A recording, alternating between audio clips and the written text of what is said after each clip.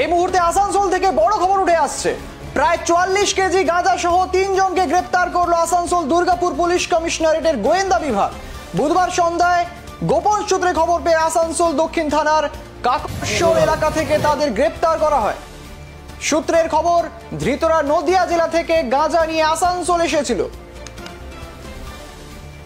আসানসোলে 44 কেজি গাঁজা সহ 3 জনকে গ্রেপ্তার করেছে পুলিশ।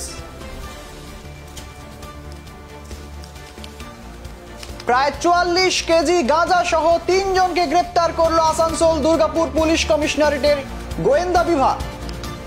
বুধবার সন্ধ্যায় গোপন সূত্রের খবর পেয়ে আসানসোল দক্ষিণ থানার কাকরশোল এলাকা থেকে তাদের গ্রেপ্তার করা হয়। সূত্রের খবর, ধৃতরা নদিয়া জেলা থেকে গাঁজা নিয়ে আসানসোল এসেছিল।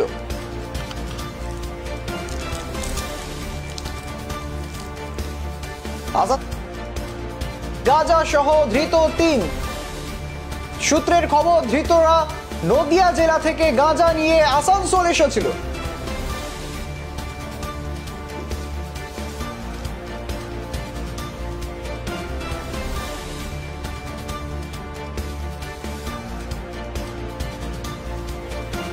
তবে এত গাঁজা কোথায় পাচার করা হচ্ছিল, বিস্তারিত জানবো। প্রতিনিধি আসানসোল থেকে রয়েছেন রাহুল পাসওয়ান। রাহুল, দেখো রিয়াজ, তোমাকে জানিয়ে রাখি, যেটা হচ্ছে আসানসোল দুর্গাপুর পুলিশ কমিশনের তরফ থেকে যেটা হচ্ছে ডিডি টিম, সেটাই আজকে যেহেতু একটি 44 কেজি গাঁজা একটি গাড়ি থেকে উদ্ধার করলো, সেটা হচ্ছে নেমাতপুরের কাকরশোল এলাকাতে।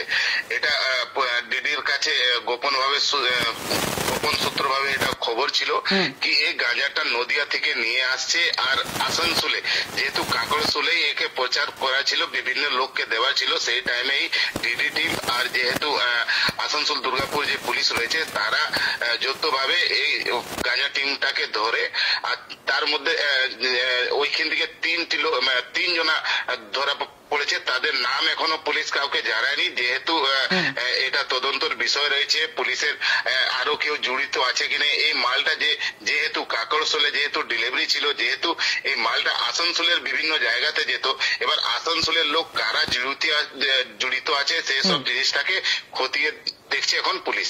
একেবারে আর কারা জড়িয়ে রয়েছে তাদের খতিয়ে দেখা হচ্ছে।